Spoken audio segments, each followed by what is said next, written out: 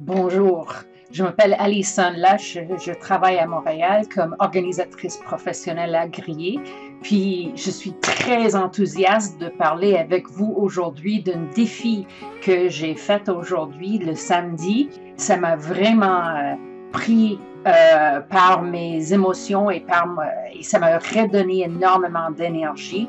Il s'agit d'un défi lancé par un groupe sur l'Internet qui s'appelle Becoming Unbusy. Je les ai trouvés par hasard sur Facebook. Aujourd'hui, ils ont lancé un défi qui s'appelle de s'en débarrasser de 100 choses.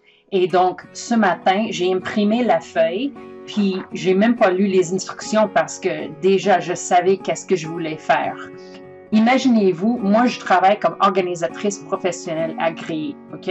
Ça, c'est mon travail temps plein. Les gens, ils m'engagent pour rentrer chez eux et pour les aider à élarguer, pour choisir des choses qu'ils n'ont plus besoin et décider quoi faire avec. Donc, énormément de révisions, de décisions, de déplacements. Et ensuite, une fois que l'excédent est parti, là, on organise qu'est-ce qui reste. Bon, ben, comme vous pouvez imaginer, je travaille chez moi. Chez moi, c'est un champ de travail également.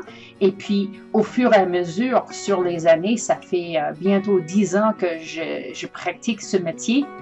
J'ai fait le tour de chez nous à beaucoup de reprises. Et donc, je me demandais ce matin, est-ce que je vais en trouver 100 items que je suis prête à me départir? Eh bien, donc, j'ai commencé par imprimer la feuille. Ensuite, j'ai vidé la table de la cuisine pour avoir une surface pour mettre des choses. Ensuite, j'ai commencé par faire le tour de notre appartement. Nous habitons dans une 4,5, ça veut dire un appartement à 2 chambres à coucher. Et puis, j'ai visité chaque collection. Moi, je pense en termes de collection. Donc, la collection de chaudrons, la collection de vaisselle, la collection de vaisselle fancy pour quand nous avons des invités. J'ai passé visiter toutes les collections chez nous qui m'appartiennent. J'ai touché des choses qui nous appartiennent à deux, les choses de bureau, les choses d'appartement. Puis, une fois que j'ai fait mes choix, je les ai montrés à mon mari pour voir s'il était d'accord. On s'en débarrasse des choses. Drôlement, pendant que j'ai passé au travers des choses, nous avons trouvé 3-4 choses que nous avons cherchées depuis longtemps. À plusieurs reprises, je me trouvais à mettre des choses sur la table qui étaient, mettons, 3, 4, 7 choses de la même famille, de la même catégorie. Mettons, les débarbouillettes. Donc, ce que j'ai décidé moi-même, c'est que, vu que c'était une décision, moi, j'ai compté sur le papier 4 bouteilles de la même sorte comme une décision, donc j'ai mis une X sur la feuille. J'ai pas mis 4 X. J'ai en fait beaucoup plus que 100 items sur la table. Parce que parfois pour une X, j'ai 5 items ou 3 items ou même 10 items pour une X. Donc, ça fait quand même beaucoup de stock. Mon mari, quand il vient de passer à côté de notre table il y a quelques minutes pour quitter l'appartement, il a dit « Oh my goodness, c'est vraiment impressionnant ». Je suis très étonnée que j'ai réussi à trouver autant de choses. Ce que j'ai fait, c'est que j'ai visité la buanderie. J'ai trouvé 2-3 choses assez facilement. Ensuite, j'ai passé à ma garde-robe. J'ai trouvé 2-3 choses assez facilement. Comme ça, j'ai pris les décisions la plus faciles à prendre dans chaque catégorie. Mais vu que j'ai visité tellement de nombreuses catégories, juste quelques-unes de chaque catégorie, ça en fait beaucoup à la fin de la conclusion de la journée. Je voulais absolument partager cette activité avec vous. Je vous encourage fortement d'aller chercher ce groupe sur l'Internet, Becoming Unbusy. J'ai pris un cliché de mon écran pour être capable de partager avec vous. La chose avec nos biens, c'est que c'est pas important quelle stratégie qu'on emploie. Si on est capable de travailler toute seule, si on est capable de trouver avec quelqu'un de la famille ou un ami, si on engage une professionnelle, si on achète ou on emprunte un livre puis on suit les instructions dans le livre, c'est vraiment pas important la stratégie qu'on prend. La chose qui est importante, c'est que la stratégie nous motive pour aller devant et faire face à nos biens et prendre les décisions.